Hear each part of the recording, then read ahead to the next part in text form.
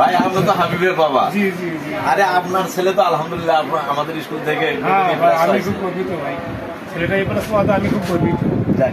আপনার বলেন মেরিট কেয়ারে এই ছেলেটা পড়ে আপনার যে ছেলেটা ভালো রেজাল্ট করলো আপনার অনুভূতিটা কেমন? ভাই আমার অনুভূতি হচ্ছে আমার ছেলেটাকে মেরিট কেয়ার দিয়ে এত ভালো ইনশাল্লাহ আমার ভালো লাগছে। আল্লাহ তোমাদের মনে করুক, আরো স্কুলটা ভবিষ্যৎ হোক, আরো অনেক হ্যাঁ এটি আমার কামনা হবে। না আসলে আপনার ছেলে গোল্ডেন এ প্লাস পাওয়াতে আমাদেরকেও খুব ভালো লাগছে। কারণটা হচ্ছে যে অত্র এলাকায় প্লাস হয়তো দুই একজন পাইছে, আমাদের প্রতিষ্ঠান থেকে একমাত্র 6টা পাইছে, তার মধ্যে একাই গোল্ডেন এ প্লাস, সেটা আপনার ছেলে।